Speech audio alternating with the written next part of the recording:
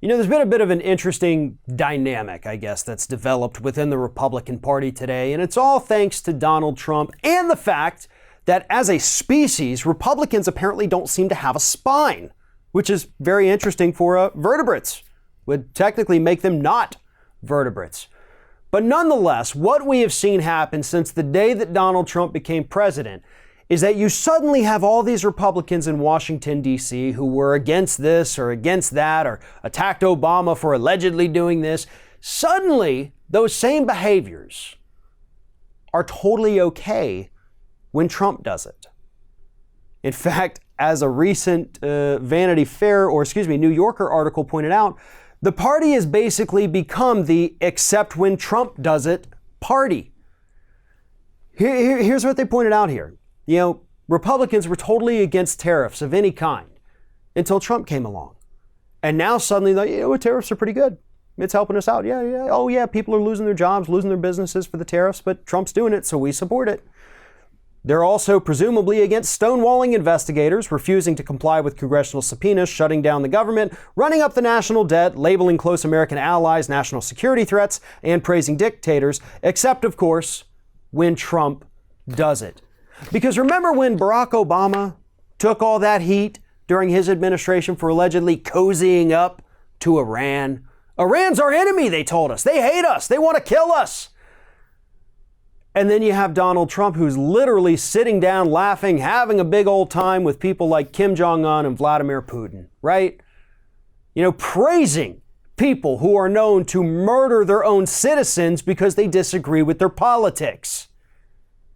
Telling us that those are great, smart men, strong leaders, good guys. And it's not just those two. There's been plenty of others in the last 2.5 years. But Republicans are cool with that. Just, not if anyone else on the planet did it. But when Trump does it, it's okay. Hillary Clinton sat down for 11 hours, 11 straight hours of testimony, endured years of investigations into both Benghazi and her alleged email scandal.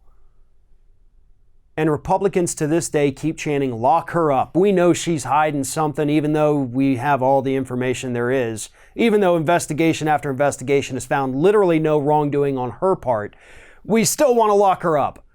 Meanwhile, you have a Mueller report that has 10 instances at least of impeachable offenses against President Trump, and they say, that's not true. We don't believe that guy. We believe the Trump man. That orange guy in the White House, he's the one who's being honest, not these lifetime Republicans who came up with this report. Because when Trump does it, it's okay. That seems to be the mantra of the Republican Party today. They don't have enough of a spine to stand up to him. They're not willing to tell him that he's wrong. They're not willing to go out there and say, hey, we need to do something about this. And that's why when you do have people like Justin Amash who come out and say, yeah, I think Trump should be impeached. That's why it makes headlines.